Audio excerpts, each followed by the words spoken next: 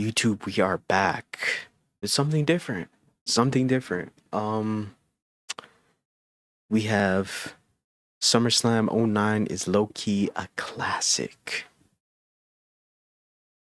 So this is something different. I've been a wrestling fan for my whole life. You know what I'm saying? This is one of the things that I truly love. Um, One of my, you could call it like a guilty pleasure, I guess. Because some people fuck with it. Some people think it's like, oh, why would you watch wrestling? It's fake. It's like, oh, you want to see men and boxers fucking wrestle each other? Nah, it's like it's an art form. It's performance art. You know what I'm saying?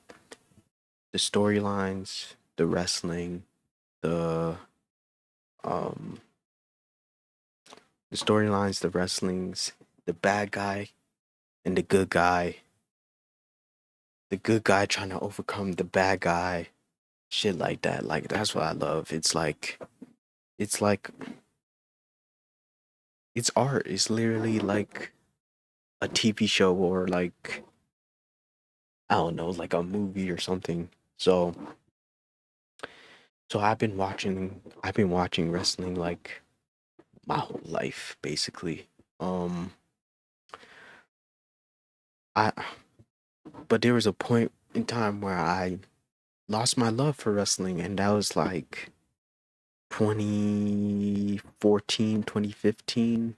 That was the time when Punk left WWE. Um, I was going into high school, so um, yeah, and like my focus wasn't on wrestling like that. It was just like on like making this huge step of from elementary school to fucking high school. You know what I'm saying? So I lost my love for wrestling and kind I wouldn't say at the right time because I stopped watching wrestling from like 2014 to like recently getting back into it like 2021, like when Cody came back. That's when I started like kind of getting back into wrestling, you know what I'm saying? But yeah, that's just a little backstory of. But I've been watching wrestling since I was a child, though, like since I could remember. So, um, and I watch wrestling now. So, but that period from like 2014 to like 2021 was like the times where I just like fell off from wrestling. Like the only time I watched wrestling in those times was like a WrestleMania, like one WrestleMania for a couple years. You know what I'm saying? Like just to see what was happening. But yeah, I'm back watching wrestling. I'm in tune. I know what's going on. SummerSlam is coming up. We're probably gonna do watch parties. Some events, probably like the bigger events like SummerSlam or Royal Rumble or WrestleMania, shit like that. We won't do like for like I wouldn't say like I would say like the like not the like I don't want to call them like tinier events, but like we're not gonna do like a backlash or like unless it's like a big match happening, you know. But if you want to tune into that to those, link in the description for my Twitch. We're gonna probably do one for SummerSlam. That's coming up in 2 weeks, I think. 2 weeks. So if you want to be there, you know, because I know there's probably gonna be wrestling fans watching this. So if you want to tune in, then you know you could come through to the Twitch. Um, but we have this video. I wanted to just share like a little bit of my wrestling background. You know, me watching wrestling when I fell off. Now I'm back. You know, shit like that. So We got this video from Wrestling Gifts. Love this guy's channel. He's amazing. SummerSlam Online is low-key a classic. What was SummerSlam? Was that Taker, Edge, Batista? Was it that one? Batista, John Cena? Was it that one? I don't know. We'll see. We'll get into it. Get into this video, bro. What's up, everyone? Welcome back to the channel. It's your boy Pav, and I'm happy Oh, to ad, we skimmed that. Sorry. And personally, I want to input the draft any wrestling gift. Sorry. Would have been an absolute classic mania, ended as a disappointment. After months of amazing storytelling, after back-to-back classic pay-per-views, after Randy Orton became the biggest star in the company, it seemed like as soon as WrestleMania 25 started, the company just lost its damn mind. Nah, they fumbled this main event, bro.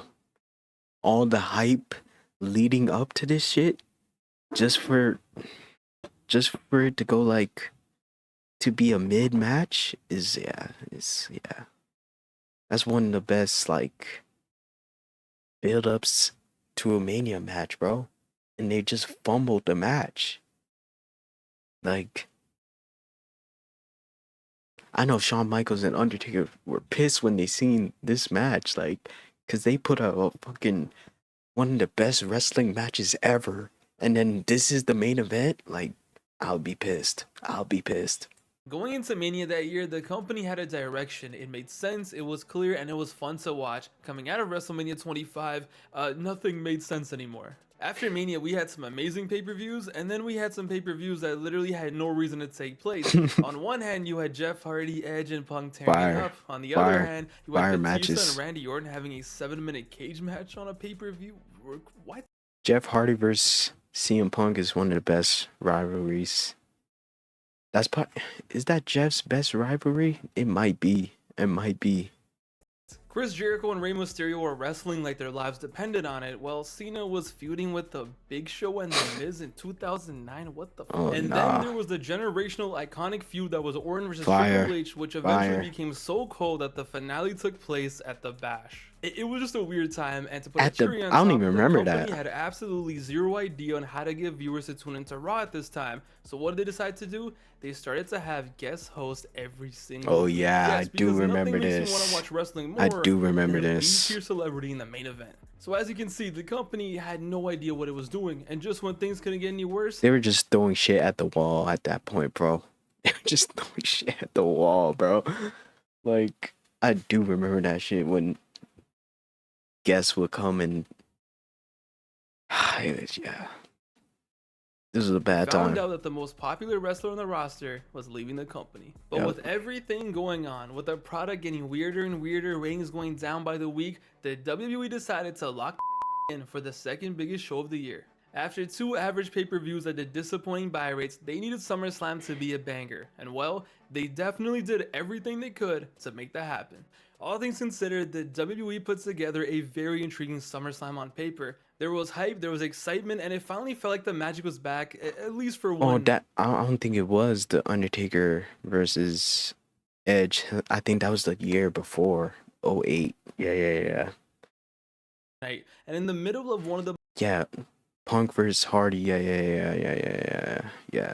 And that started the Taker feud with Punk, I think. Most weird years in WWE history, they low-key dropped a pretty classic SummerSlam. Let's get into it. The show begins live from Los Angeles, the Staples Center, fresh off of Kobe winning his 4th ring. The crowd was hot, the show was off to the races, and the opening match was Rey Mysterio versus Dolph Ziggler. In 2009, Rey Mysterio was off the shits. I don't know what he was on, but after years of injuries and kind of being forgotten in 07 and 08, Rey in 2009 was like hitting his 3rd prime for a little bit. Rey in 09 was putting on great matches every week, and that feud with Jericho, the streets will never forget. And on this night against Dolph Ziggler, it was no different. Rey and Dolph have a great match to open up SummerSlam. The crowd was hot, Rey was out here moving like prime Tyreek Hill, which, listen, makes sense. They both are deadbeat fathers. Nah, this was the perfect opener. Ziggler was clotheslining the hell out of Rey, legit bullying him, destroying him, and Rey was just using his speed. He was all over the place, reversing everything. We even had Ziggler delivering the Rollins buckle bomb 6 years before it became Rollins' thing. Wow. And this was just the Rey Mysterio show. One last hurrah from his awesome 2009 run before he got popped literally a few days after. I don't remember this match. I don't. I'm gonna be real. After the show, fantastic way to open the show. The next match was MVP versus Jack Swagger. Yeah.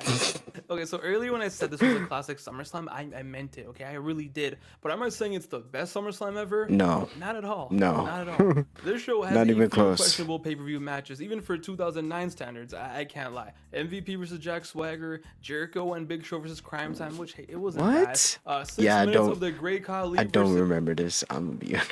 I don't remember Kane. this. What the hell was wrong with these idiots putting this on pay-per-view? Nah, yo, listen. Khali versus Kane is one of the worst matches I have ever seen. This is worse than Batista versus Khali from 07. Khali at this point can't even move. Yeah, he can barely looks like move, he's about bro. to decompose any second. You got Jim Ross on commentary. Poor guy, okay? He's trying his Oh, best man. to thug it out and make it seem a little more epic. There is nothing Jim Ross can do. Bro, this match is 6 minutes long. Why? First of all you in this match is kick, punch, okay? And then it ends with a DDT. Khali can't even get up for the choke slam. It end with a DDT. No way. It ended with a DDT. Not even a choke slam. Oh nah. Nah, I don't remember this. I don't remember this. I don't remember this actually.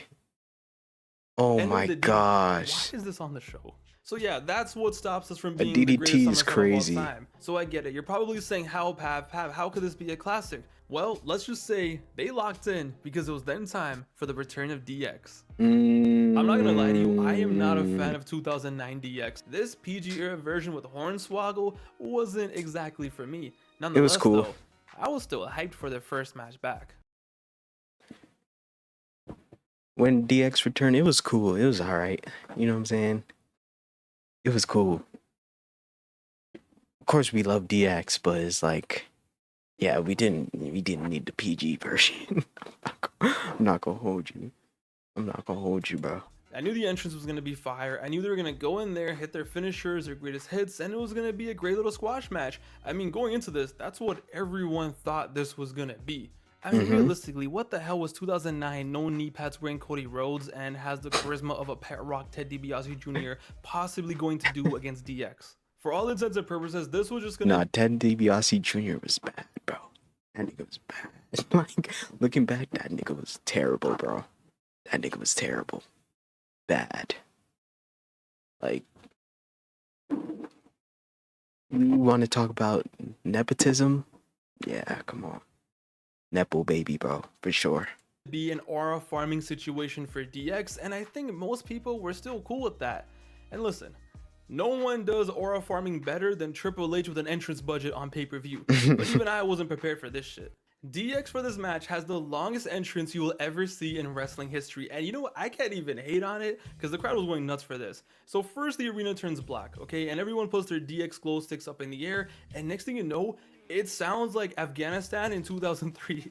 Gunshots are being sprayed, you hear a chopper roaming, you think you're under attack, and I shit you not, more fireworks. More fireworks. Nah, I need to go back and see that and see this whole pay-per-view. I'm not gonna lie. Cause I'm not gonna lie, I don't remember this. On the 4th of July. You would think God was returning from like heaven or something with the amount of shit that was going down here. And then yo, they have 30 Navy SEALs pull up like it's SOCOM 3 on the PS2 and they just start blasting. Pew, pew, pew, pew, pew, pew. It sounded like a Waka Flocka song from 2009. Fireworks, gunshots. That's crazy. Looked like a Michael Bay Transformers movie. The Navy SEALs spray the block for absolutely no reason. They run away, and then DX, ladies and gentlemen, DX pulls up in a tank. The stage literally rips apart. No, I like do. a universe I portal is do being remember them pulling up, and I do remember that. I do. open, and DX pulls up 5 stars. This show is a classic because I was like 9 years old, bro. Literally 9 years old. Like, this entrance alone. so forgive me for my memory. Like, I was literally 9, bro. Shawn Michaels and Triple H on a tank. The stage is rifting apart, and there's just pyro everywhere. Pew, pew, pew. An all-time entrance. There is a reason why this entrance has 15 million views on YouTube, and this is definitely one of the wildest and definitely most expensive entrants. the company has ever done. And this was at a SummerSlam, not even a WrestleMania. So they have this elaborate entrance for all the millions watching at home. Get ready to blah, blah, all that shit, right? And then the best part is, the Legacy had to come out to their default NPC ass entrance like nothing happened. It's a new day. It's a new generation. Just get in the ring, put the fries in the bag, bro. So here we were. DX had a 10-minute entrance, Legacy was in the ring, and all signs pointed to Legacy getting absolutely destroyed. Yeah. Especially after that entrance, it's kind of like, well, if they went that hard with the entrance, it was probably to make up for how short the match is going to be, right? This was definitely going to be a squash match. But yo, to everyone's surprise, little did we know that no knee pad Cody Rhodes was like that.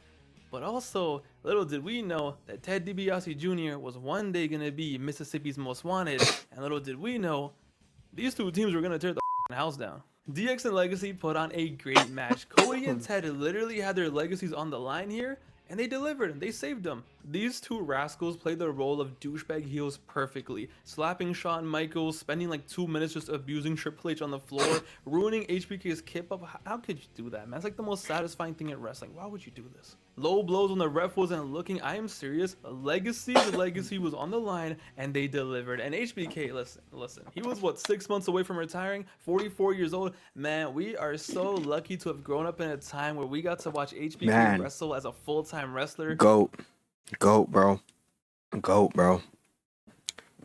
HBK my top 3 wrestlers ever, bro. Goat, bro. For real, a goat. We are truly blessed for that. HBK was in there just doing his thing, flying everywhere, diving, selling, you name it. Cody Rhodes at one point pulled out a diving elbow so sexy, I thought it was Kyrie Sane for a second. Homie had hops back in the day. Who knew? Was floating. Yeah, DX made Cody and Ted look like all-stars. And to this day, I wonder, when Ted DiBiase got arrested by the feds, right? When he had the choppers over his house in real life, did he get PTSD of DX's entrance from this night? But nah, this match was awesome. Better than anyone ever thought it would be, and it holds up so well to this day. I'm telling you, Cody and HBK were in there working like it was the WrestleMania main event. They had so much chemistry. When they were in the ring together, it was perfect. But yo, you know what else was perfect? The ending to this match. So after 18 minutes of great action, after a solid, great tag team match, Cody hits HBK with a crossroads. Shawn is down on the floor. Cody goes for the cover. Triple H saves the day. He then hits Cody with the pedigree, and he's out. HBK slowly gets up. Then Ted DiBiase comes in and hits him with the Dream Street. Now he's out. They are the two legal men. They're both out on the floor. They're out like lights, right? Triple H goes full gorilla mode and just attacks Ted DiBiase, throws him out of the ring, and they go at it. The two legal men are in the ring, the referee is counting, the crowd is standing up, and they both slowly crawl and get up, and they use each other to balance and leverage. They're slowly getting up. It's been 19 minutes of a doesn't he hit his sweet chin music? And what happens? Boom, sweet chin music, HBK out of nowhere. 1, 2, 3, HBK. I do remember that inning. Yo, honestly, just what a match. 4 stars. This is 4 stars. Was it basic? Hell yeah. This is a very basic tag team match, but I don't care. This match had no reason to be this good. Like I said, with that entrance and a 10-minute squash match, everyone in the crowd would have been satisfied. That's what most of us expected, but they went crazy. Yeah, I love this match. From the super extra entrance to Legacy doing their thing to HBK returning and showing out, it just blew every expectation back in 2009, and even to this day, it is a great watch. Even as someone who was not a fan of PGDX in 2009, this was a fun match, and the best part was, this ended up being a very, very solid feud because they had 2 matches after this. DX really put over Legacy on this night, and especially in their second match. Great match, 4 stars, absolute fire. Go back and watch this. It was then time for John Cena versus Randy Orton for the WWE title, and this match is interesting to say the least. Back in 2007, these two closed out SummerSlam and had an awesome match. It was their first ever one-on-one pay-per-view match, and the 2 stars who everyone assumed would always be rivals of their generation definitely didn't disappoint in their first encounter. Fast forward 2 years later, it was time to run it back. But now Randy was the champion, and this was his year. 2009 was the year of Randy Orton, and Cena was the challenger. But the problem is, this time, it didn't really feel like an epic showdown. Instead, it was just a match thrown together for SummerSlam.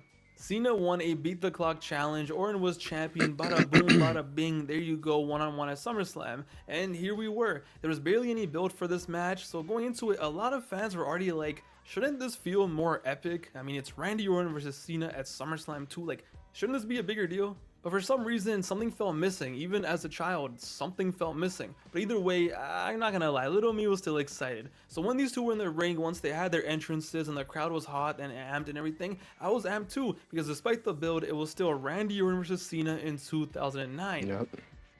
But guys, you know what? Let's just address the elephant in the room. Most people hate this match. People actually despise this match. This match is considered by many to be absolute dog shit. And honestly, the funny part... I'm not gonna lie, don't remember this. I don't remember this match at all. I remember the 07 one. The 07 one was fire, but yeah, like I'm blanking on this one. It is when I first watched it as a kid, I was left so disappointed that I wanted a refund for the pay-per-view. 10-year-old me hated this match, and the world did. Everyone did. Dave Meltzer gave this match 2 stars. Every review you find of this show to this day, everyone hates this match. Everyone gives it 2 stars. This match has a 4.6 on Cage Match, which that is horrible. I saw one review for this match that just straight up called it terrible television. This match is hated, and honestly, I get it. I totally understand it because I hated this match too. When people spend $40 on pay-per-view and you're telling them you're gonna get Cena versus Orton, they expect a banger. They expect a great wrestling match, especially back in this era. What they gave us was straight buffoonery. But I'm here to say, in 2025, once you get past the fact that this is not gonna be a classic banger wrestling classic, and you just kind of turn your brain off, this match is awesome because this match is absolutely hilarious. So for the first 13 minutes, this is the most average, most typical John Cena versus Randy Orton match you can possibly imagine. Literally copy and paste of every single match I've ever had. Same formula. Randy's all oily and slow and methodical and taking his time. It's a match you've seen 120 plus times. And the crowd's still into it. They're like, this is pretty cool. It's basic as hell. It is what it is. But 13 minutes into this match, this guy right here, this beautiful man, this terrorist, good old Osama bin Orton, begins to pull out some of the funniest shenanigans we have ever seen. So Bald Osama, 13 minutes into the match, realizes that, he can't be Captain America over here. He's done his best. He tried, he tried so hard, got so far. In the end, it doesn't even matter. He goes back and pulls the same thing that he did in No Way Out 2008. He gets clapped by a move by Cena. He just gets up, decides to hit the referee, and runs away and gets himself disqualified so he can retain the title. Wow. The top demon in the company finds a way. I hate those finishes, bro. Those finishes are so... It's a heel move, but it's just like, damn, bro. Like, end the match clean, bro. Survive and remain champion by getting himself disqualified. But remember that old man that Randy tormented earlier in the year, leading up to WrestleMania? Yeah, he still hates him. And as Randy is leaving, thinking he pulled some next masterclass, Lillian announces that Vince McMahon has ordered for the match to be restarted. And now, if Randy Orton gets disqualified, he loses the title. And Randy looks like he just found out that another plane has hit the towers. Poor guy starts having a panic attack. He literally looks like he's having the worst trip of his life. Why he looking like that? The referee literally takes the belt from him outside of the ring. But why was he looking like that?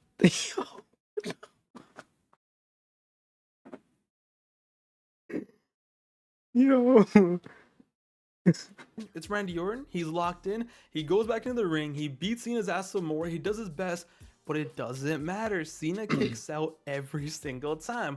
So what does he do? This genius, this Einstein, goes outside the ring, grabs the title, and gets himself counted out. I mean, hey, listen, they didn't say anything about countouts, so he thinks he finessed the system again. Nope. According to Vince McMahon, this match will be restarted once again. And now if Randy gets counted out once again, he will lose the title. So the match gets restarted for the second time. Randy walks back into the ring. He runs in there, and against all odds, somehow, some way, like some Maradona 1986 World Cup type beat, he uses the ropes as leverage and beats Cena 1, 2, 3. He gets the pinfall, and he celebrates genuinely like he has just won the World Cup. He's so happy. He's jumping for joy. Cena's depressed. He literally lost. I don't know. It seems like a skill issue, Cena. But no. This match just keeps on giving. Wow. They restarted the match again. Bro. Yo, this is so stupid. It is so cracked out. It's amazing. Just so much buffoonery. People wanted a wrestling match. They paid $40 for a wrestling classic. They thought this was and then their sign says, "This is why I watch SmackDown." SummerSlam 07 Part 2. Not that, That's buddy. We're getting Tom and hilarious. Jerry up in here. A referee slides into the ring, tells the original ref what happened and how Randy used the ropes to get leverage and how he cheated, and the bell rings again. Cena this time gets him into an STF. This is what, the third time the match has restarted, and at this point, like, he has to tap, right? Like, there's no way they're doing all these restarts. Finally, he's gonna get his comeuppance. He's gonna tap. It's over. No, why would we do that? Ted DiBiase Jr.'s brother pulls up and attacks the His referee. brother? How do you even think of this shit, bro? Ted DiBiase Jr.'s brother interferes, attacks the referee. Listen, they got 2 stars. I do not remember none of this. That's so random. His brother? That's so random, bro. 2 stars for this. The creativity alone makes this a 4-star match.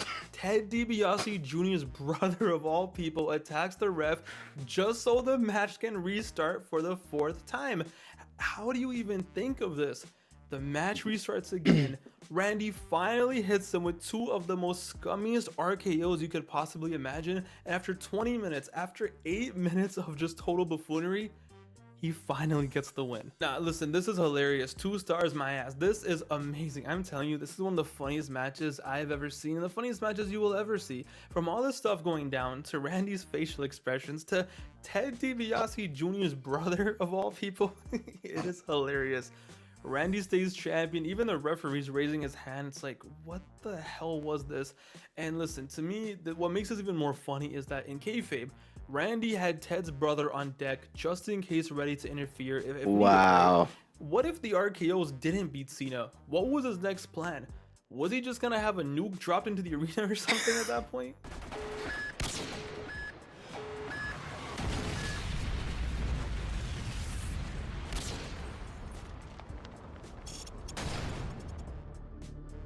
Cena came out of this match looking like such a dumbass. How does the match restart 4 times And you still can't win the lose? match? Like, and what makes it even funnier is after all the shenanigans, when Randy does hit the RKO, the crowd literally cheers. They're happy Randy won. 2009, bald Randy Orton finessing the system. I hated this back in 09. I hated it for the past 16 years, but now that I actually rewatched it, 4 stars, classic, banger, amazing, iconic, whatever you want to call it. This is real wrestling, fellas. This is real wrestling. Cap. I'm serious. What a match. What an angle. Amazing storytelling. Randy Orton getting the match restarted 4 times. Coming clutch. 4 stars. Easily 4 stars. I told you this show's a classic. But I'm serious. Jokes aside, I understand this is not a good wrestling match. But if you can just turn your brain off a little, this is actually amazing. And best of all, that wasn't even the main event. Yes, sir. I do remember this. The bittersweet main event. Jeff Hardy versus CM Punk Fire. TLC match for the World Heavyweight Championship. Jeff Hardy's last true singles classic in his WWE career, his last pay-per-view match of his legendary run from 06 to 09. Fucking banger match, bro. Banger match. And then Taker comes after match. I do remember this. And what a way to go out. TLC, Los Angeles, SummerSlam against CM Punk in 2009's feud of the year. This match is so bittersweet because at the time I didn't think Jeff was actually losing this. I didn't think Jeff was really leaving, but despite Jeff leaving, which we've covered many times, when it comes to just this match alone, this match, the vibes, this is an all-time classic. CM Punk and Jeff Hardy put their bodies on the line and close out SummerSlam like true demons. I gotta say, this has to be the best one-on-one TLC match ever, right? Like, this has to be it. Jeff came out with so much aura, the face paint, he looked so deadly, the crowd was so alive, and they just killed each other for 20 plus minutes. After months of build, after all the trash talk, these two being total polar opposites from each other, they just went in there and they just destroyed each other. There were like 5 times in this match where I'm like, all right, yep, Jeff is done, he's cooked, he's finished, he's not getting up. It was like, oh, Jeff, you're leaving us? Yeah, do you mind just dying on pay-per-view for us, please and thank you before you leave? They were throwing ladders at each other, chair shots that you could hear in the nose. Everybody remembers the swanton on the table. That spot was crazy. That spot was insane. Yo, Jeff is one of the best ever, bro. I'm sorry. Bleeds, tables being broken, by God. And I still remember to this day when it was such a simple spot. We've seen it since and before, but for some reason this match, it just looks so damn painful. When they did the superplex onto the ladder, I cringe to this day when I see it. For a match Yeah. that took place in the PG era without blood, this was still so Sheesh. violent, so physical. I just adore this match. And the thing is, everyone does. This is a classic staple from all of our childhood. And listen, what does everyone remember from People will see that ladder spot and be like, "Oh, wrestling's fake, bro." Like, you know how much pain like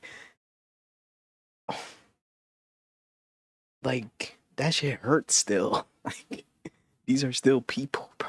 Like, that's why I never understand people that say that. Like spots like that. It's like, that still hurts, right? Yeah, they made fake punches, but these table spots, these ladder spots, it's still pain, bro. Like, this match? There's one thing. Jeff it's so Hardy getting the ridiculous. world's biggest ladder, genuinely the world's biggest ladder, standing on top of it, posing. What a moment. And in his What a last moment. hurrah, in his What a last dance, spot. sacrificing himself for the industry, swanton bomb. What a way to go out. CM Punk goes on to win the match, breaking all of our hearts. But yo, it's a 5-star classic to me in every way. This to me would be on my list of 5-star matches. What these two men did, main eventing SummerSlam, carrying the company with I don't think this SummerSlam was a classic, but this match is a classic for sure. For sure. For sure. I wouldn't say this SummerSlam is a classic, but this match for sure is a classic. For sure. the feud of the year and then going out like this, it was generational. Someone on Cage Match said it perfectly. It is a timeless classic stunt match that gave their now fondly remembered and highly regarded feud a resounding no. What a match. Punk got the win, Jeff got cooked, but hey, at least he went out with this legendary moment, a moment that no one's ever gonna forget. 5-star classic in every way. And what really wrapped up this pay-per-view was The Undertaker return. Yep. Taker has had more returns in his Yep. career than Nick Cannon has kids. A lot of returns, okay? But this one has always been a special one for me just because of how nicely it was executed. Yes. Lights Yes. go out, lights come back. Jeff has been replaced with the dead man, and Undertaker's on the floor. He gets up, and listen, what an Shucks. electric way to end the pay-per-view. And SummerSlam goes off the air with Taker back in the cut. Yo, this is such a great show with a classic main event, a super fun ending. Despite the Punk and Taker feud being trash after this, as an event, Yeah. this night had everything and had the perfect ending. But yeah, this show genuinely had everything from an hot ass opener to an absolute dud to a fantastic tag match which had an all-time entrance to a misunderstood classic. Yeah, you heard me, a misunderstood classic. Cap. I'm joking. To a 5-star main event and an ending that leaves the crowd going home happy. I think you guys can see why I consider this SummerSlam a classic. I'm not saying this is the best SummerSlam ever, okay? It's definitely in the top I disagree. 10 and maybe just outside of the top 5. I'm telling you, all you gotta do is I just change your disagree. approach for that Cena and Orton match. Just consider it a giant ass meme, turn your brain off, and it's a classic. But I genuinely laughed my ass off watching that match again. But yeah, 2009, what a weird year. This was definitely a 8 out of 10 show for me, a top 10 SummerSlam of all time, maybe a top 6, and maybe on a good day might creep into my top 5. But I don't know, I love this show. Let me know what you guys think down below. Thank you guys for watching this video. If you made it all the way to the end here, I do want to say thank you for still rocking with me. I know I haven't uploaded in a few months. I know I've been MIA. Life's been lifing, life has been very interesting, but we're out here. I'm doing my best. I'm working on myself. I'm taking care of myself, trying to get my That's life good, back in bro. order, trying to just That's great, bro. be the best Pav I can be and get my life back on track. So I just needed some time away to, work on myself. But I'm back. That's I'm good, bro. good. I'm in a good space. We're getting back on track, and I'm really glad you guys watched the video. And thank you for making it all the way to the end. You're a real one. I love you guys. Glad you guys enjoyed. Thank you for watching. I'll be very quick with the next video. I promise. I won't be gone for months anymore. Thank you guys for watching. Thanks for the support. I'll see you guys later. Take it easy. Later, guys. W wrestling gifts, bro. W video. I disagree. I think the main event was a classic. I wouldn't say this is a classic, but W video. If you want more wrestling content from your boy, just let me know in the comments. Don't forget to like, comment, share, subscribe. And you could do anything in this world. All it takes is the mind. We are out. See you next video.